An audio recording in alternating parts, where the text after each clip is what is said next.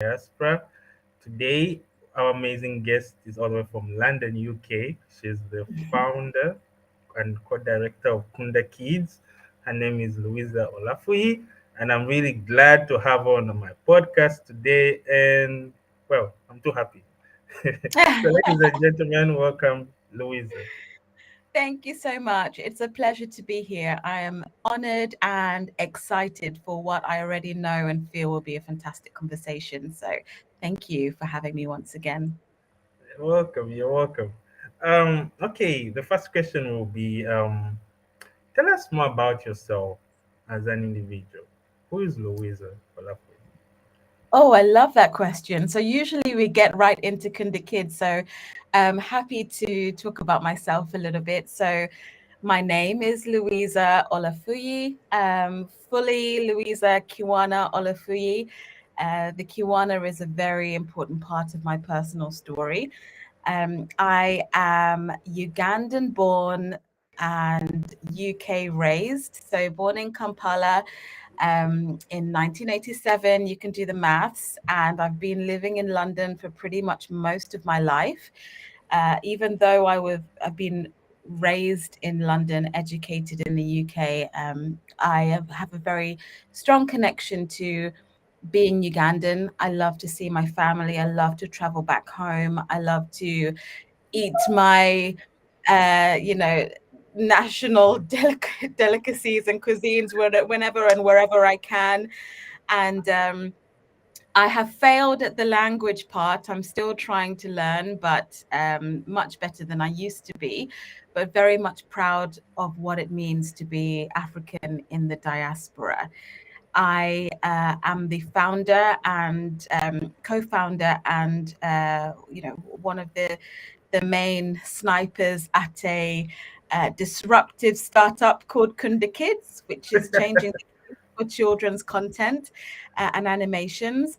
And but most importantly, I'm a wife and a mum and a friend and a daughter, and that's pretty much me. That's the summary of the summary. But I'm sure we'll delve deeper. Okay, okay, that's nice. That's nice. That's nice. It's nice meeting someone who is proud of their African heritage, no matter where they are. It really makes me so happy, and I'm glad you have that in you. My second question will be Kunda Kids. I got to know about Kunda Kids, I think, early last year, early 2021. And it was something I was very interested in because it's um, something I'm very passionate about. The real African narrative and how it's not portrayed in the books we read and even in our educational system. So I just want to ask, tell us your journey with Kunda Kids, how you started, why you started, and how far it is right now. Right. So, as I mentioned to you before, I'm a mum. My son is almost 4, and when you become a parent, nothing in this life will prepare you for that. And the shift in paradigm that you have about the life that you live and the life that you have lived, so much comes into perspective, 360 for sure.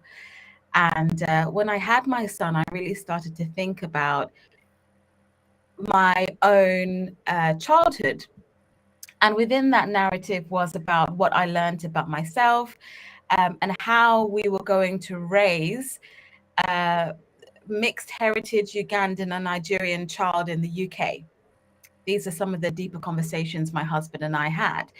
And we like to think that we're quite intentional about our parenting, and try to put our best foot forward in terms of thinking about how we want to make our son enlightened and confident in himself as a young Black boy in a predominantly white environment, and an environment um, that's still people of color or experience a significant amount of racism and discrimination.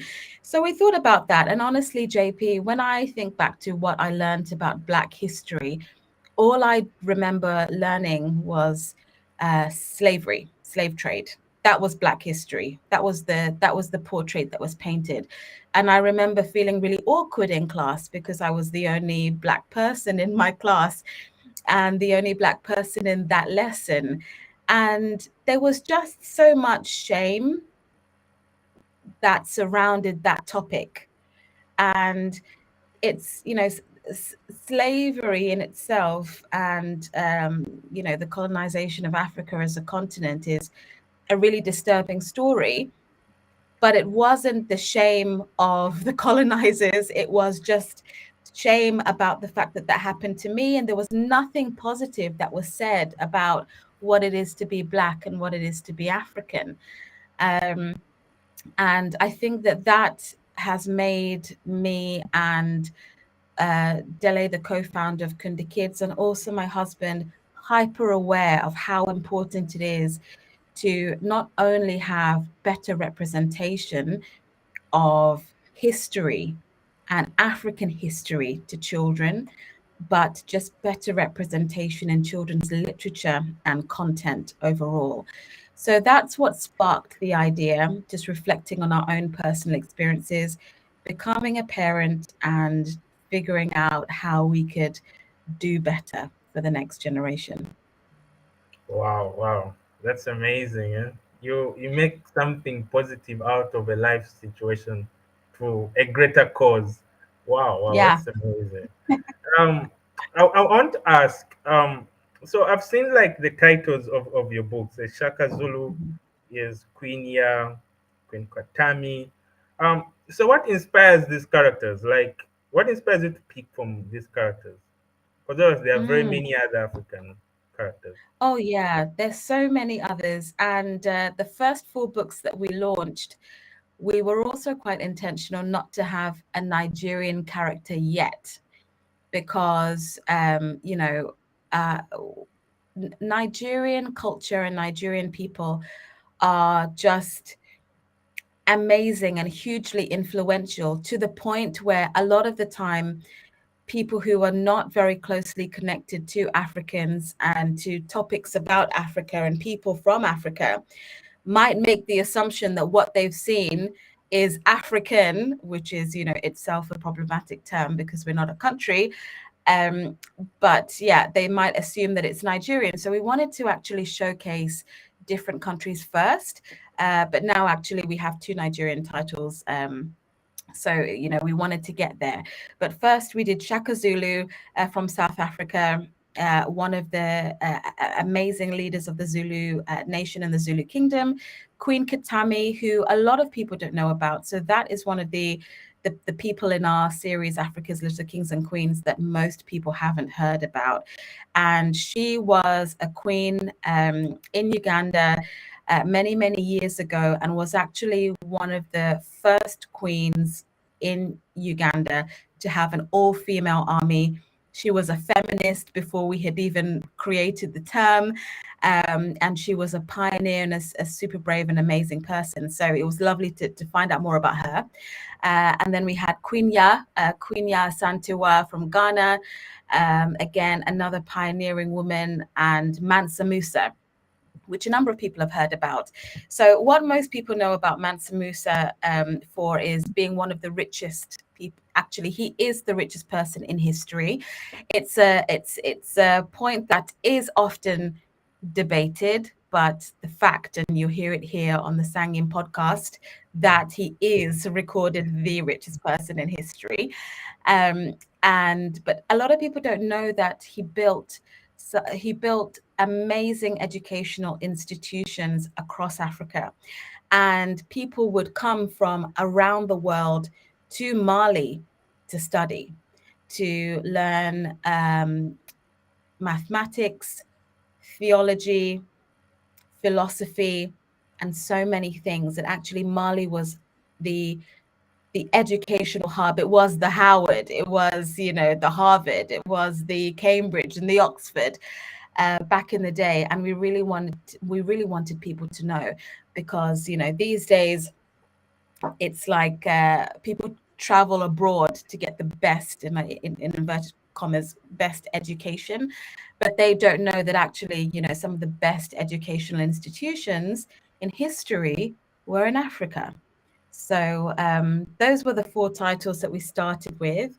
It was amazing to learn about people that we knew and also learn about people that we didn't know so much as well. And that's a fun thing about writing stories, is that you're teaching other people, but you're learning along the way. Wow, wow, amazing. To be honest, I also never knew about Queen Kitami.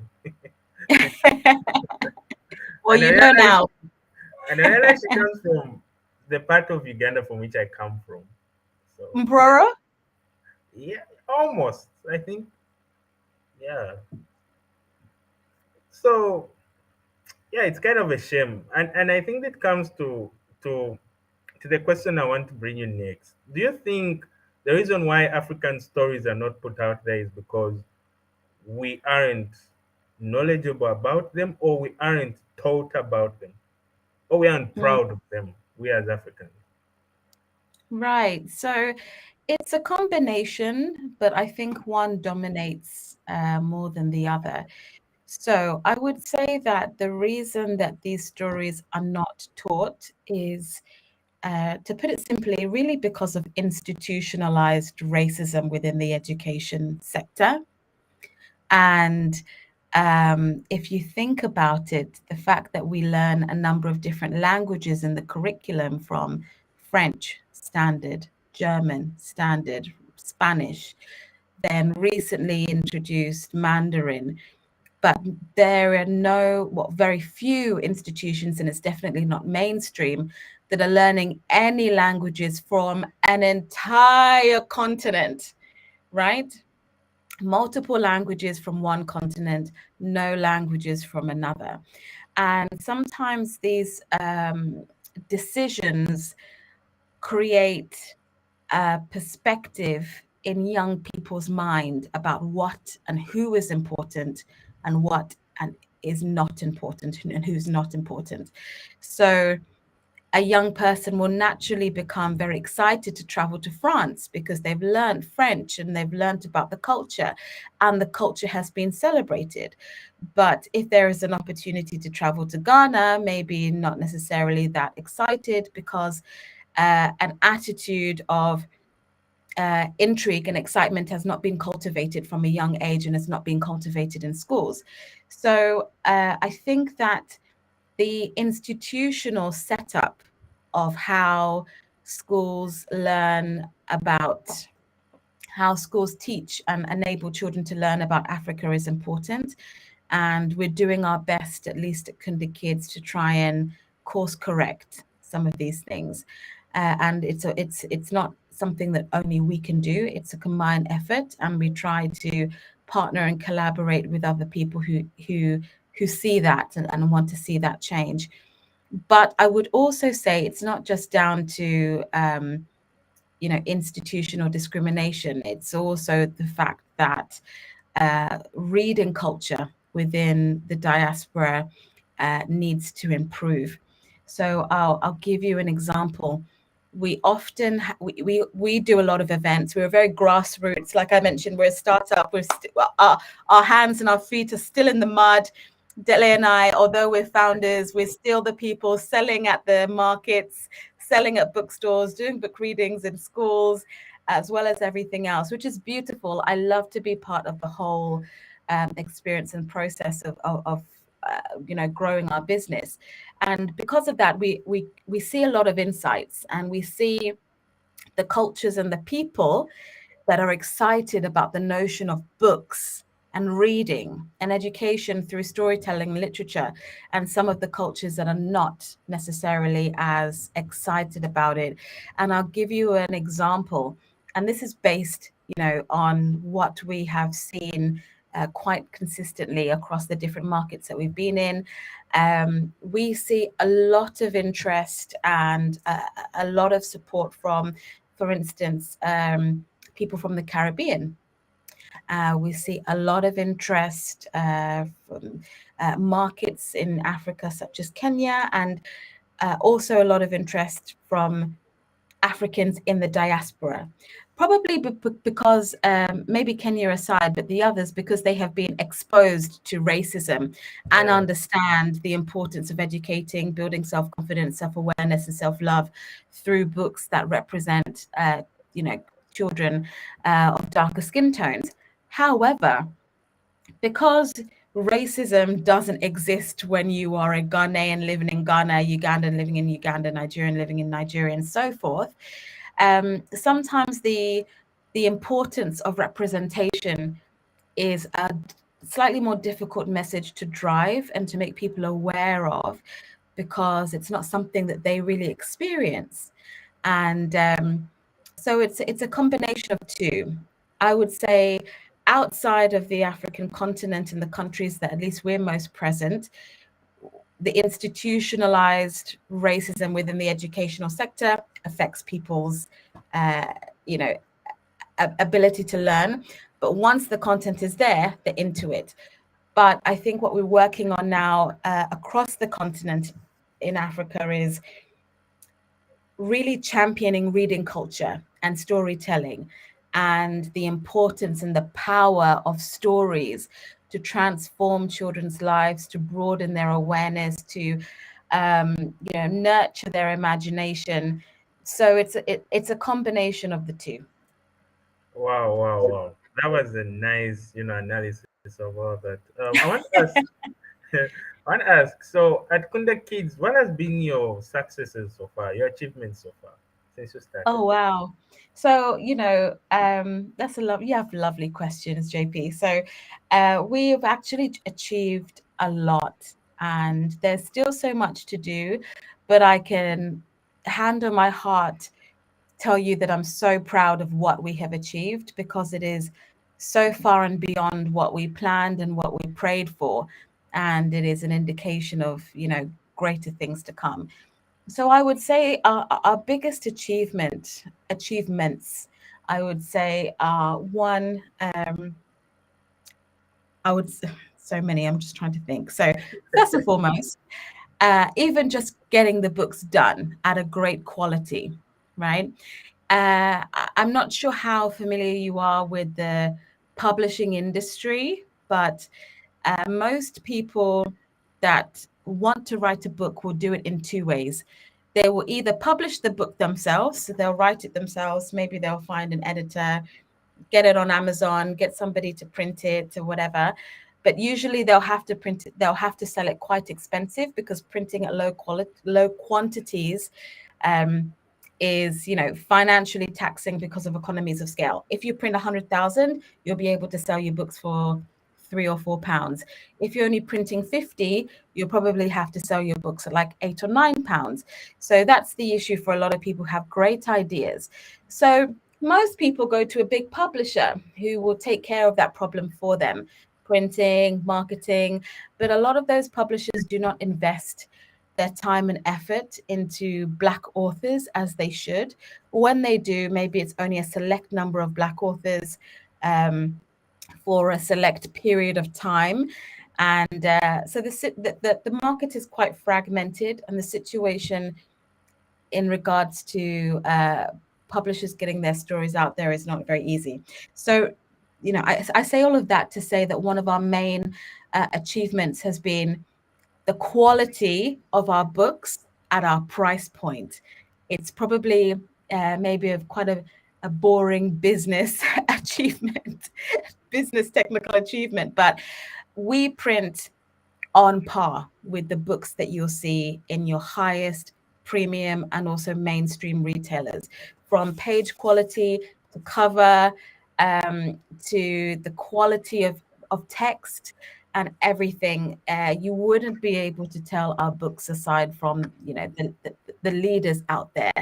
And as a small company that was just started with the two of us, and it really was just the two of us and two illustrators and one editor when we published our first 4 books, I'm really proud of that. I'm proud that when we launched, we made a very clear point to say, we're coming for you. We're not doing this in a small way, in a cheap way, in a quick way. We're here for the long term, and we're making it we're making it clear that we are really doing this at a very, very high quality. So I love that our books are high quality, and we get that feedback from schools. The other achievement that I have is around the Kunda Kids app. So we now have an app. We have our books, obviously, they're in bookstores and schools, but we have an app that everybody can access for free, read stories for free, learn African languages from Luganda to Yoruba to Igbo to Twi to Wolof. So I'm very, very proud of that we've been able to cultivate a digital learning experience for free for everybody. It wasn't easy. Not going to go into the details, but it's a fantastic app, and even more updates to be made. And then I think the third, and not the last achievement, but I think the third that I'll mention on this conversation is the fact that we have an amazing team. We have an amazing team. I think there are about 17 or 20 of us now in total, from Dele and myself to now a team of about 16 people, and amazing leaders. So shout out to Chike, who leads our animations, Ife and Tony that lead our marketing, Joko that leads our business development. And, we're just so proud of working with amazing people. We are, you know, we are who we are because of everybody that comes together to make it work. And I love that we have a team that we trust and that trusts us, that we have banter, but we also get the job done. And for a business, your team is, your greatest asset. So that's what I'm really proud of. Wow, wow, amazing, amazing. I'm also proud of the work that you're doing. Very proud Thank of you. you. So, my next question is, when a child, let's say of age 3, 4, and 5, is reading a story, let's say like Shaka Zulu Goes to School, if I remember, that's the name of the title. Yes. Um, what do you want them to learn? What's that hidden message that you want them to feel in their hearts when they're reading such a message, apart from Right. just the comical stuff of it? Right. So every one of our stories has a moral lesson, part of it. So with Shaka Zulu Learns to Dance, it is a fun story about this, great king that just has one fault. He's perfect across every other attribute of his nature, but he just can't dance, and it's actually quite an issue. And it's fun to read, but the main underlying soft skill that we want young people to leave with is the point about confidence and self-confidence. And we recently did a workshop in collaboration with PwC in London called Confidence Kids. It was a Confidence Kids workshop, and we read that story because confidence is not something that you can get from other people, or you should get from other people. It is a belief in self that has to be internalized and needs to come from self. And a lot of us come to this realization much older in life, and we wish that we were more confident earlier and younger. So this is why we think that these messages are really important to have as early as possible. And likewise with like Mansa Musa builds a school, this story is about generosity. As I mentioned before, Mansa Musa was one of the richest people in the world. So what can we tell children about that?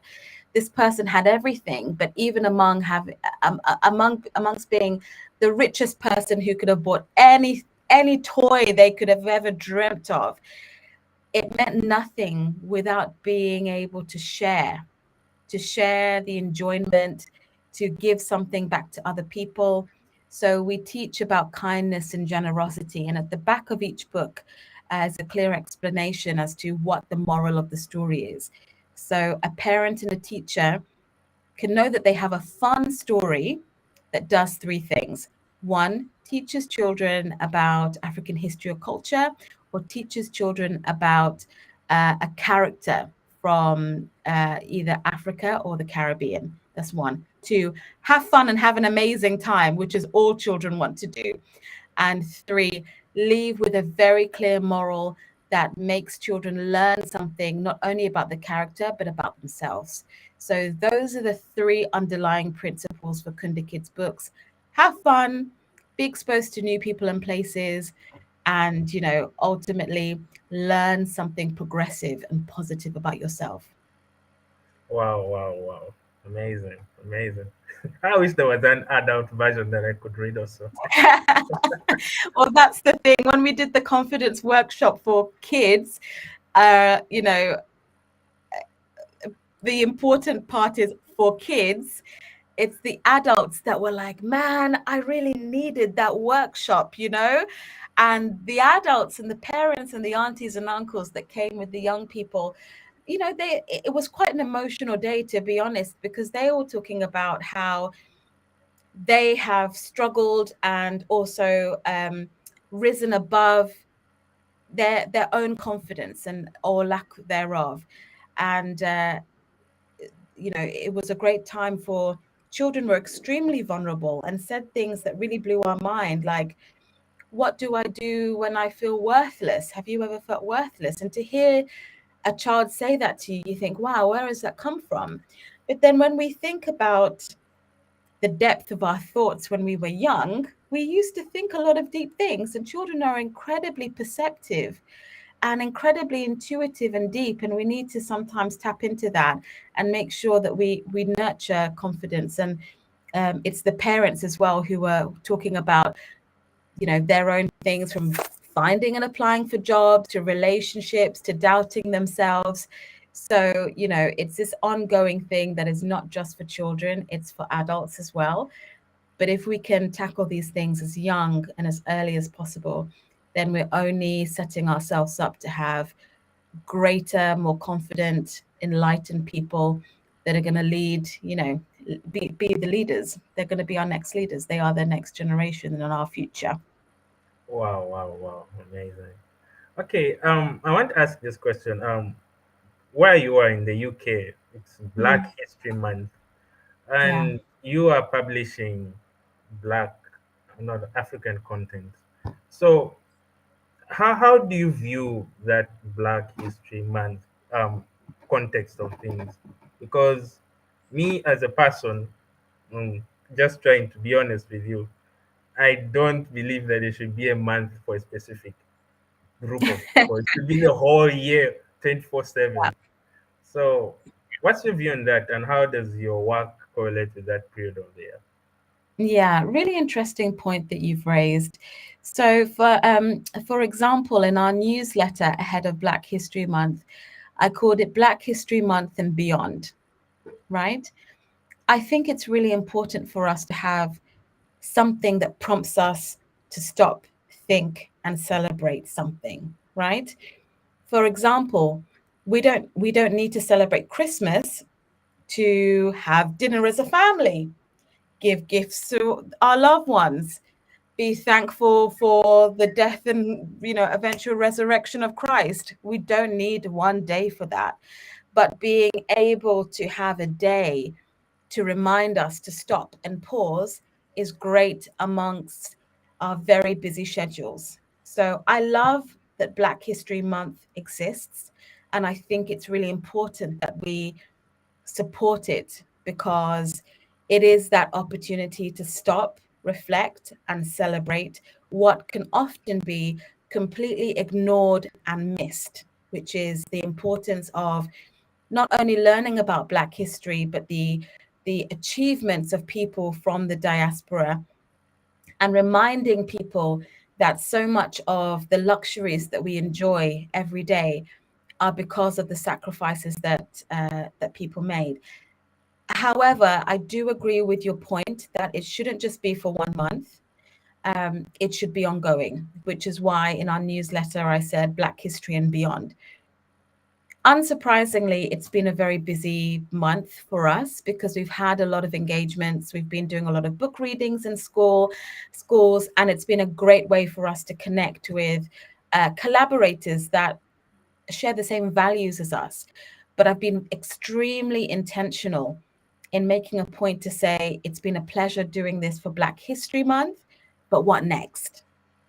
Because Black history and not just Black history for Black kids, but Black history for all children, to learn about different cultures and countries and places and traditions and everything, should really be throughout the year and ongoing.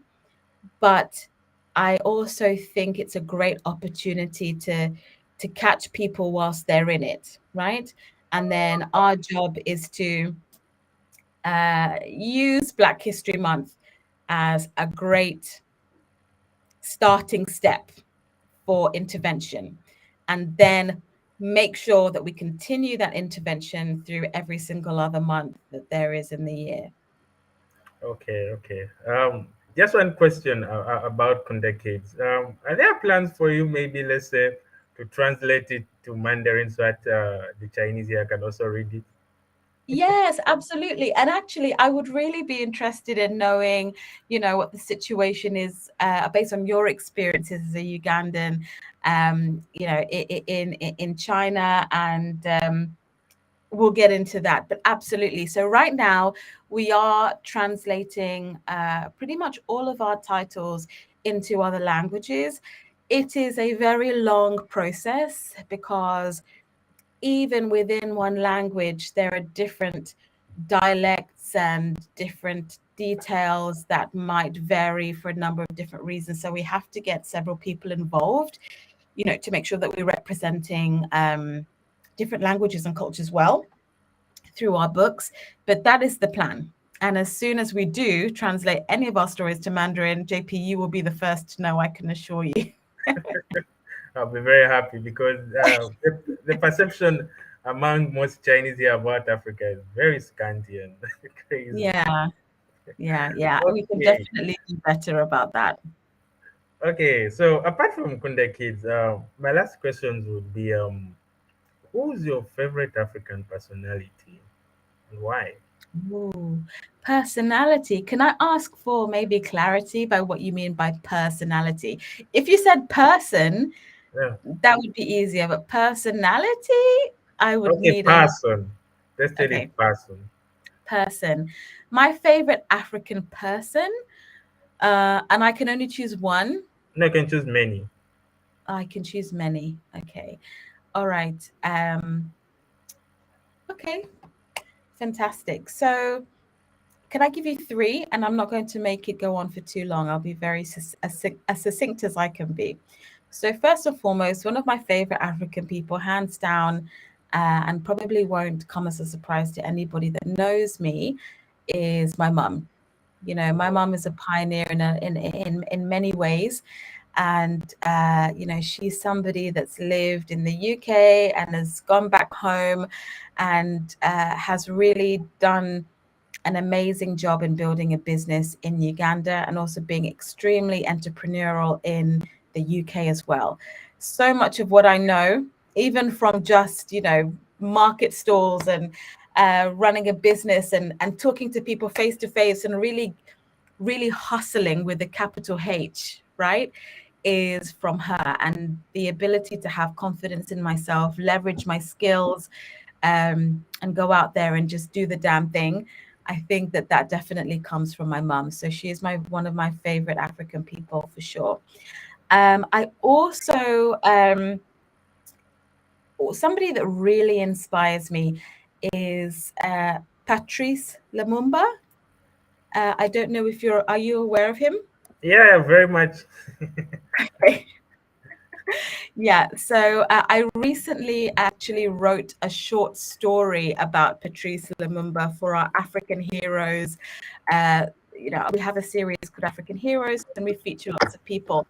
But he, in summary, he was the first Prime Minister of the Democratic Republic of Congo, and a great leader. And he really pioneered his country's independence and freedom. But what I really like about him is he was what I like to describe is, I would say he is cut from the same cloth that you, me, and Leslie, and my dad, and also my dad's dad are cut from, which is that journalism cloth. Whether you like it or not, when you are born a storyteller and it's in your DNA, you can do so many things in your life, but you're still going to probably end up storytelling. You just won't be able to help yourself. And I love that he was somebody that was criticized when he was a child for being too talkative or speaking back and putting adults in his place. He had a voice and he wasn't afraid to use it. That voice got him in trouble and really ended up being his demise. But that voice also liberated people and awakened his people and changed how the government worked for the Democratic of Congo at the time. And I just feel like he was such a um, courageous person who I absolutely love. I wish that if I could have a dinner table and invite people both alive and past, he would definitely be on that dinner table. I think he was just an extraordinary person with a big voice and a big mouth. But that big mouth is really what has inspired so many of us to have the luxuries of broadcasting our sentiments, especially in regards to our culture today.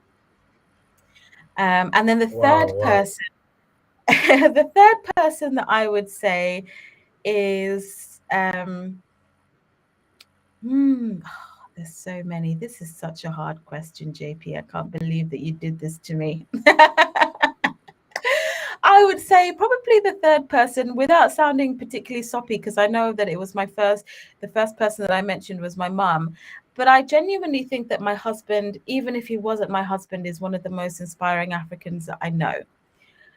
Dele is a pioneer and an innovator through and through, right? He wakes up every day with so many different ideas. He's a fantastic leader.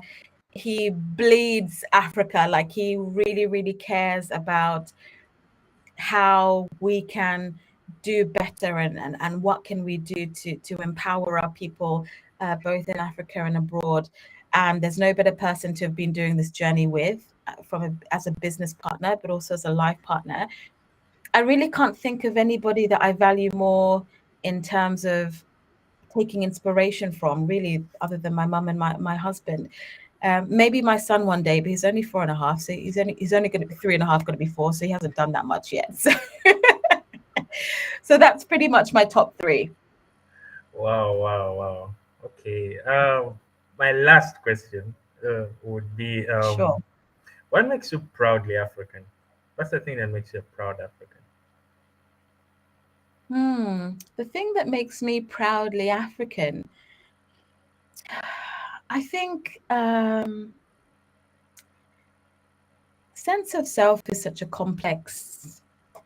It's a complex journey that we all are on, and different points can be easier than others. I think what has made me proudly African was the fact that I went home a lot from childhood. We went to Uganda every year. And even, when I was young, we spent up to a month in Uganda. And being able to be at home and know that this is my home. I've got a British passport. I live here. I have a British accent, and probably a pretty British sense of humor and general sentiment too. But I know, hand on my heart, I am Ugandan and I am African.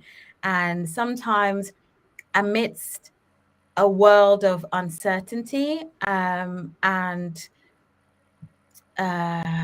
turmoil, right? Especially when we had the Black Lives Matter movement happening here, right now with the cost of living crisis and the energy crisis and so much happening. And you think, where am I? Where should I be?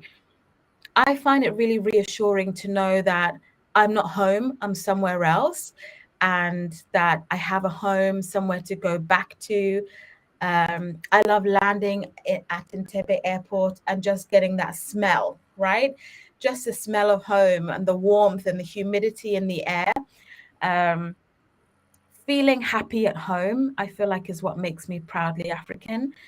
As much as I can be over here abroad, and talk about what it is to be African, I think what makes me proudly African is just to be happy when I'm home, be happy with my family, be walking and just feeling like people don't even know I'm looking so happy. They probably think I'm weird, or I'm on something, but I'm just happy to be here. I'm happy to be walking the street and thinking, wow, these are my people.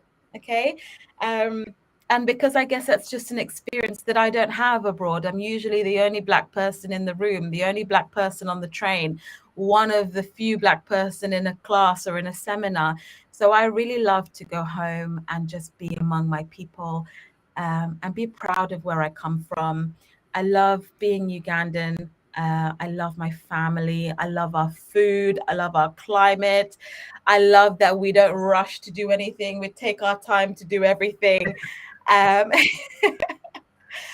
and I'm really proud of that. So that definitely is a huge part of what makes me proudly African, and to also know that I come from a line of amazing, great people. It's in my DNA.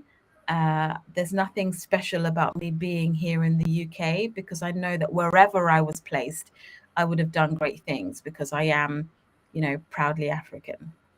Wow, wow, amazing, amazing, amazing. Thank you, Louisa, for coming My by. pleasure. We're deep happy. Me, I'm very happy to have you. It was an amazing, it was amazing I'm happy to conversation. be here. This was And so much fun.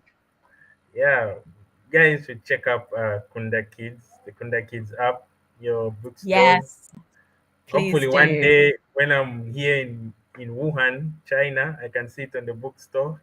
I'm Yes, very happy. So yeah, yes. thank you so much for passing by, and we're deeply honored. Oh, thank you so much. It's been an absolute pleasure, and I'm on it. I'm on it. I'm going to get our books to Wuhan. You can, count on me, and make me accountable for that. I'm definitely on it, and I would absolutely love to talk further with you about how, what the situation is there and your experiences there. But I realize that this is your podcast, and we could talk for days and days and days. But it's been wonderful to be here, and thank you so much for inviting me on. You're welcome. You're welcome.